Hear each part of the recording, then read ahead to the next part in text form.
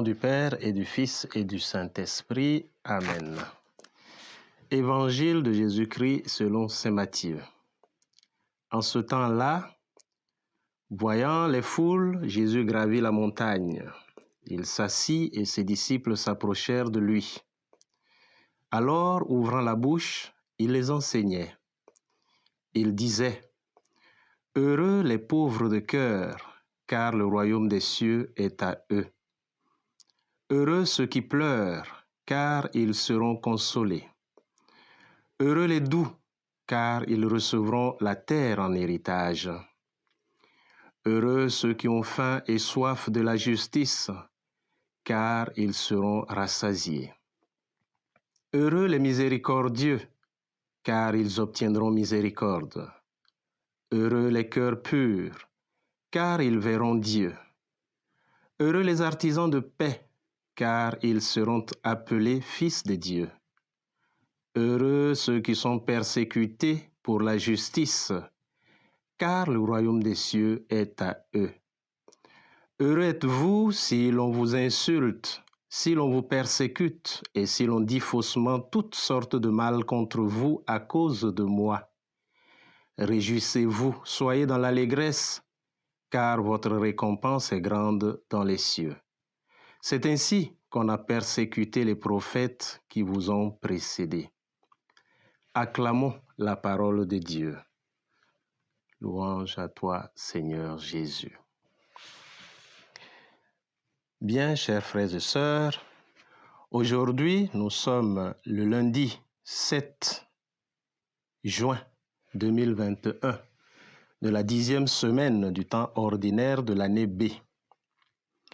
Nous sommes au début du chapitre 5 de l'Évangile selon saint Matthieu, communément appelé « Discours sur la montagne ». Dans cette péricope que nous venons d'entendre, dans ce petit extrait, il s'agit notamment de dire aux chrétiens comment il est appelé à vivre à la suite de Jésus. Et la question la plus importante pour chacun est celle du bonheur. Comment trouver le bonheur? Comment être heureux dans sa vie? Et Jésus commence justement en parlant de bonheur et en disant qu'il est possible de parvenir au bonheur, peu importe la situation dans laquelle on vit, et surtout lorsqu'on est disciple de Jésus. Comment y parvenir? Et la question que nous nous posons souvent, c'est comment faire pour être heureux? Eh bien, nous pouvons y parvenir à travers les moyens proposés par le monde. La recherche de l'argent, la recherche des plaisirs, la recherche des satisfactions, tout ce que le monde peut nous offrir. Et Jésus nous dit, ce n'est pas là le vrai bonheur. Car en réalité, ceux qui s'adonnent à ces choses-là comprennent très vite qu'il n'y a pas de bonheur là-dedans. Le vrai bonheur, donc, passe par ce que Jésus propose. Voilà pourquoi il nous donne les béatitudes, chemin de bonheur, chemin de joie, chemin de satisfaction, chemin de réalisation personnelle. On pourrait dire que c'est très facile parce que ce que Jésus propose ne semble pas être quelque chose qui va dans le sens de ce que le monde propose. Puisque en disant que celui qui est pauvre peut être heureux, il serait difficile d'y croire. Comment croire que quelqu'un qui est pauvre soit heureux? Comment croire que quelqu'un qui pleure puisse être heureux? Comment croire que quelqu'un qui vit dans des difficultés puisse être heureux?